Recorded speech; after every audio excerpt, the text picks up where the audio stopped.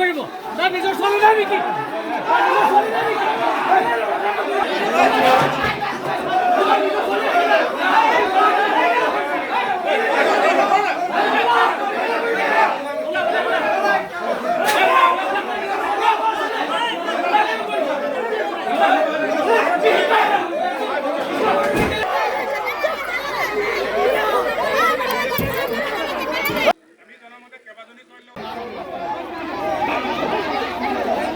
পকাতেলগন্ধিয়া হাইস্কুলত আজি যিটো ঘটনা হ'ল আমি স্থায়ী ব্যক্তি হিচাপে আমি নিজকে বহুত লজ্জিত হৈছোঁ কাৰণ এইখন স্কুলত আমি পঢ়া শুনা কৰি যোৱা স্কুল আৰু ইয়াত আমি নিজে এতিয়া বৰ্তমান মই এইখন স্কুলৰ অভিভাৱক হিচাপে মই বহুত দুখ প্ৰকাশ কৰিছোঁ যে আমাৰ ল'ৰা ছোৱালী এনেকুৱা এখন স্কুলত পঢ়াই আছোঁ যিখন স্কুলৰ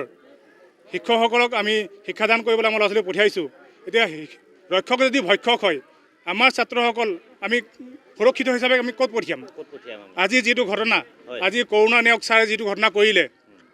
আৰু এনেকুৱা ঘটনা আৰু পূৰ্বতেও কৰি আহিছে বুলি আমি গম পাইছোঁ শিৱসাগৰ পিকনিক যাওঁতে এজনী ছোৱালীক বুকুত হাত দিয়ে য'তে ত'তে গাত হাত দিয়ে সেই কথাটো শিক্ষকসকলে ঢাক খুৱাই ৰাখিছে প্ৰকাশ খবৰ দিয়া নাই তেওঁলোক ভয়ভাসী দেখুৱাইছে যে তোমালোকে গাৰ্জেন বা তোমালোকে ক'তো নজনাবা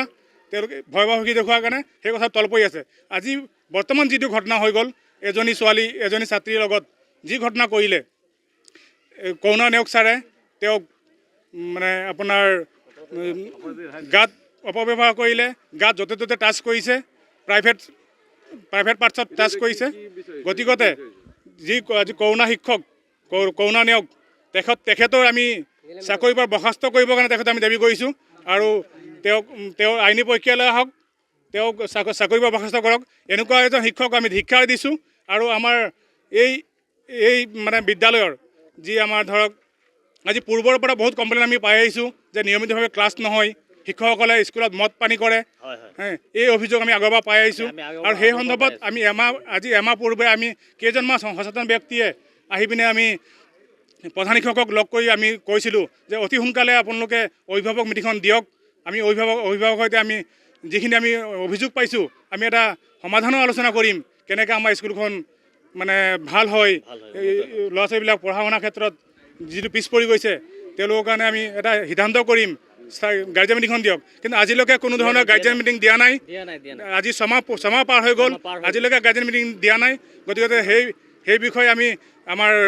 মেনেজিং কমিটিৰ সভাপতি মহোদয়কো অৱগত কৰিছোঁ যে অতি সোনকালে আমাৰ মেনেজিং কমিটি মিটিংখন দিবৰ কাৰণে